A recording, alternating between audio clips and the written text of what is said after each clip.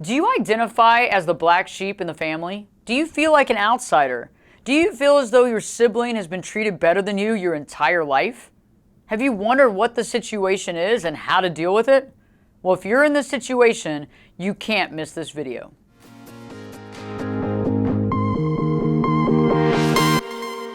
Welcome back, friends.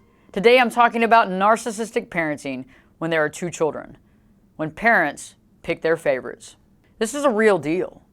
This happens more often than we know. When you're dealing with narcissistic parenting, right, and there are two children involved, sometimes the narcissistic parent will pick their favorite, and the other will become the black sheep or the outsider. And the outsider, aka the black sheep, is going to try to prove to the parent their value, is going to try to fit in with the parent and the other sibling, but more often than not, trying to fit in is not successful.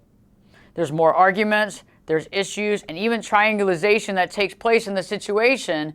And if you're the black sheep or the outsider, you can't miss this, because more often than not, you try to make changes to the situation, but because you keep coming up short every time, it can cause anger, resentment, and even depression. So let's begin to talk about how you deal with a situation like this if you're dealing with a narcissistic parent that's picked a side and you happen to be the one that's not chosen as their favorite. The first thing that I want you to do is to stop the argument. More often than not, we start arguments because, well, we're a little angry, right? We have something to say and we want to be heard. And we feel as though our whole life we haven't been heard because you haven't been the favorite. When the favorite was speaking, everybody got quiet to listen to the favorite. And when you had something to say, well, most people just didn't listen.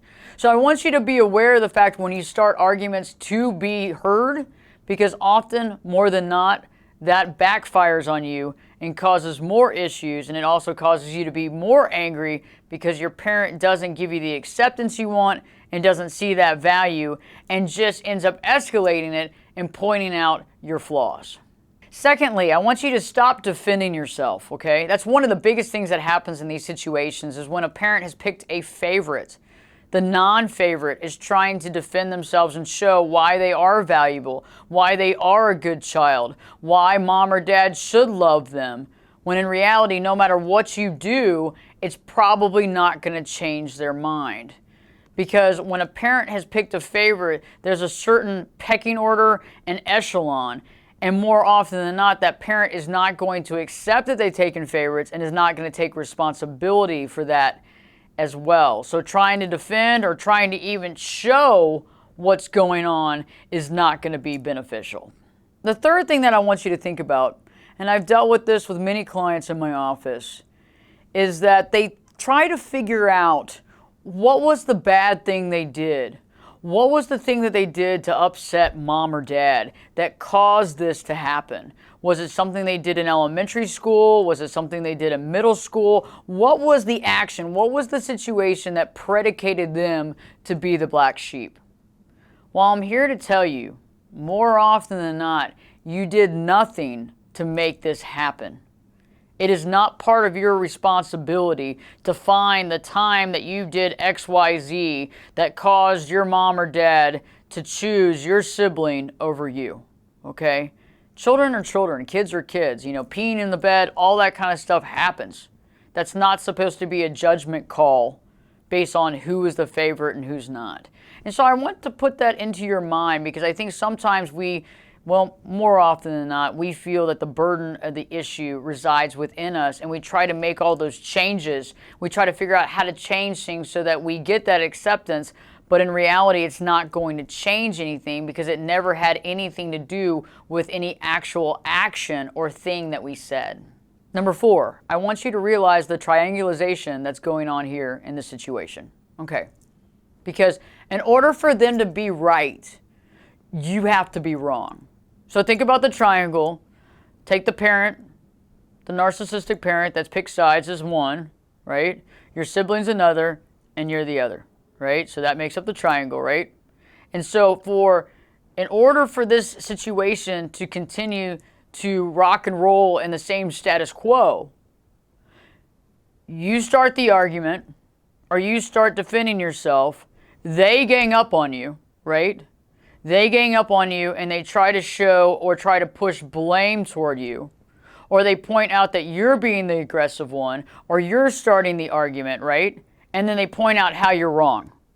Because in order for them to be right, you have to be wrong.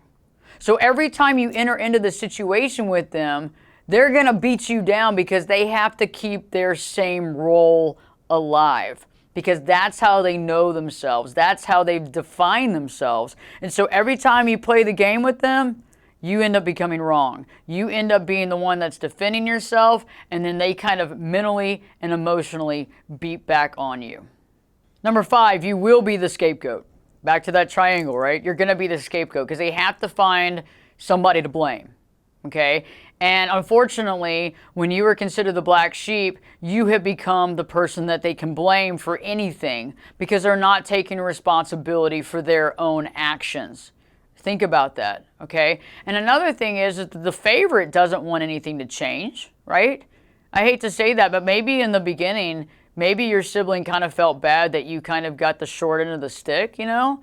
But usually over time, when somebody's the favorite, they want to keep that spot, okay? They want to keep being the favorite. They certainly don't want to switch with you, okay? So you're going to be consistently the scapegoat in this situation.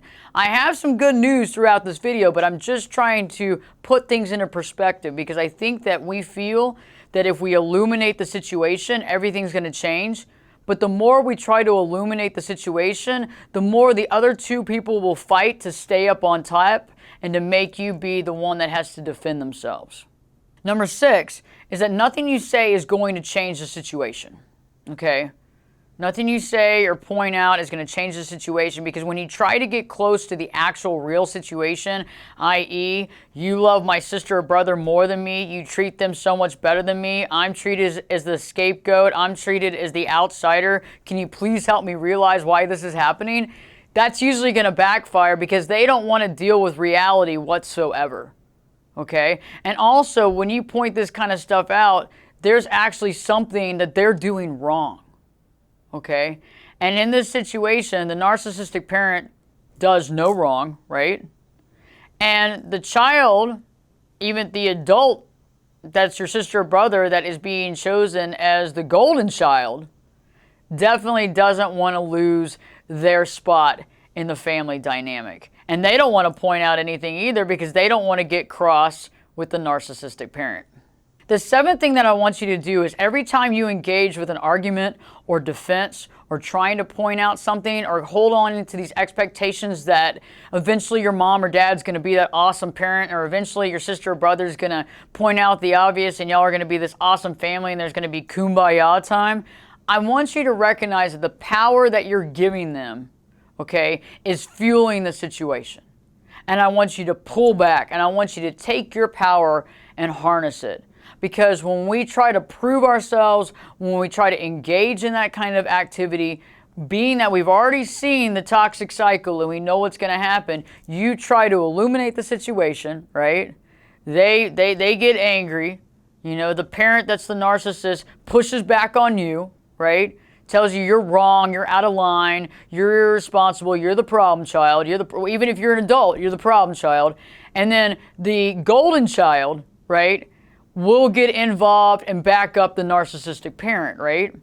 And then all of a sudden, all this energy that you're giving to them, they're fighting back to you emotionally, and you begin to cave, getting depressed, getting upset, getting angry because things aren't changing, and so you're basically giving your power away.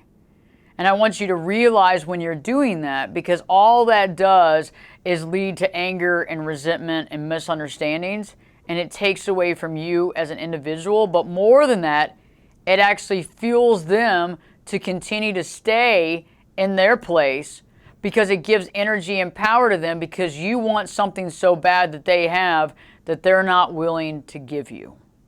So remember that when you're giving that power and you're trying to win and defend, remember it's like you're trying to get acceptance from them.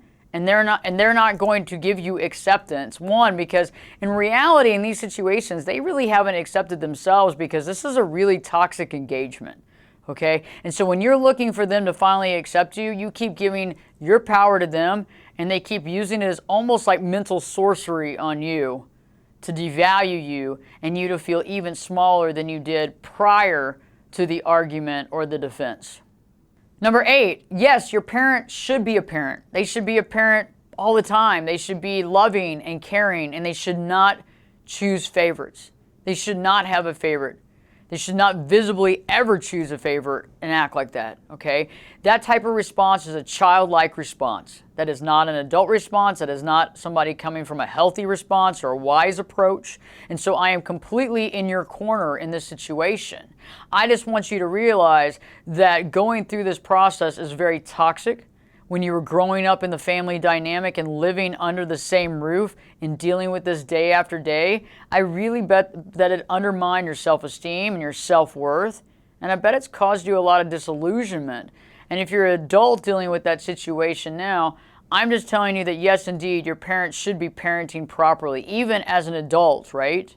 But they're not. So they've made a narcissistic choice. They've made this choice. And it's a deep-seated type thing.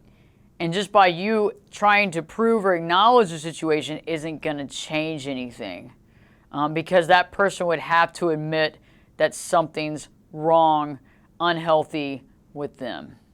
Number 9, your sister or brother is trying to keep their place, and it means holding you down and playing the game. Whether it's conscious or unconscious, when somebody is in the favorite position, when they are being showered with accolades or money or support, it's going to be really tough for them to want to lose that spot and point out to the narcissistic parent what's happening.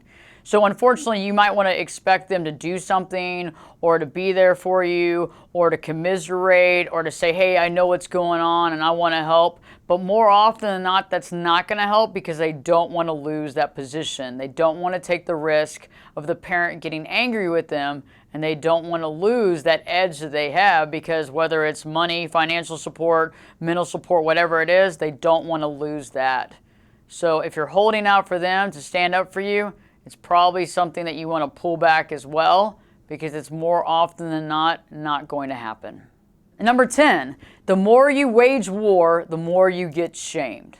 So when you try to defend yourself or you try to show the situation or you try to expose the issue at hand, the narcissistic parent is going to shame you. The narcissistic parent is going to get the other sibling involved, right? 2 against 1. And then you're going to feel even worse about it. Because you're also going to see the writing on the wall every time this happens, is you're going to realize that that parent's always going to take that sibling's side no matter what. You're going to feel more and more dejected. You're going to feel more and more sad. So I ask you, at this point in time, we know the situation, we know the drill, you've been through it enough times. Why continue to go down that path? We either have to change our actions or we have to change the way we feel about the situation. But we can't be doing the same actions and feeling the same way without feeling kind of destroyed and neglected inside. Lastly, number 11, you want to be willing to let go. You want to be willing to let go. If you have the opportunity to put distance between you and them, I highly advise it. Otherwise, the communication with them needs to be very different than it has been. You want to look at the narcissistic parent and your brother or sister, the golden child. You want to look at them as, well, people that you know, and you don't want to give them any sort of real information about you. You don't want to give them anything that they can use against you. You don't want to tell them your deepest, darkest fears. You don't want to tell them your biggest dreams. You don't want to tell them what you're working on. You need to keep this stuff close to you and find real friends as well as a therapist or a life coach to help you as well, to really assimilate those real life things that really matter, but remembering not to give them any fuel to use against you and not to ever think that they're going to be extremely supportive as well. Because more often than not, in this toxic situation, right? Again, remember, you are the scapegoat. You're the one that has to be in the wrong for them to consider and keep their power play where it is. And so if you're not playing their game, right? And you're not playing into that triangle like we talked about before, that triangulation, if you're not playing into that, then they don't really have anything. okay? They don't really have anything. And we have to pull ourselves back and realize we got more things in our life to deal with. And I know it's hard to sit there and put emotional distance between your parent and your sibling. But sometimes in order to have success and in order to gain our self-esteem and self-worth, we have to draw that line in the sand and realize that we can't trust them with our dreams and desires and fears. We can find someone else to trust with that, and we can interact with them more on a surface type way, that they don't have control of us, where they can't start arguments and fights, and that we can just kind of be, well, surfacely positive together, to interact only when we need to interact. And I know that's tough, but I'm just being honest with you. You know, if there is a sibling that's been picked as the golden child and everything you do is looked down upon or scrutinized or shamed, that type of dynamic is not a powerful dynamic for you. That type of dynamic is taking away from your self-esteem and your self-worth and is causing to question yourself at your core. And you deserve more than that. So if you're in a situation where you're stuck in the situation, try to figure out a way out. Try to secure a job and do what you need to do to be able to get out of that situation and to move on. If you can't get out of that situation for a while, it's about pulling all that feeling, taking all the real information that's important and not sharing it with them, and really just having that surface kind of conversation and not being baited into the argument. So, because if you're not baited in the argument, they don't have any power. If you do have the chance and you do have your own family or you do have means to move on, I highly recommend doing so. You can communicate, you can say hi, but you don't have to play into this toxic dynamic, and you don't have to buy into the shaming and the low self-worth anymore. So think about that. It's always interesting when we do have a chance to have distance. It really adds clarity to our situation. And if you don't, finding people that you can communicate and realizing when you're being baited into a situation, and also realizing more than that, when you are actually trying to defend yourself to prove something that you've tried to do before, and realize that that's coming from the fact that you want your mother to love you or your father to love you, you want to be accepted, you want to be equal, but realizing that because of their shortcomings and the choices they've made, that's not going to be feasible, at least at this time. I hope this video has helped you, and please share this with your family and friends. Don't forget that you can share this video on social media as well, on Facebook or Twitter. And also, if you have a comment about being the outsider in the family, dealing with being the outsider and some of the things that you did to disconnect those emotional ties, please write about that in the comment section. This is a community of people that value one another and learn from one another. And so you sharing that information only helps other people that are dealing with the situation and are looking for a solution. Don't forget, I have a new Patreon page. Please check that out, where we go more in depth in a lot of the subject matter. And I take specific subjects that are really important and walk you pace by pace through it so that you can really incrementally put this into your day-to-day life. Don't forget to live your true life.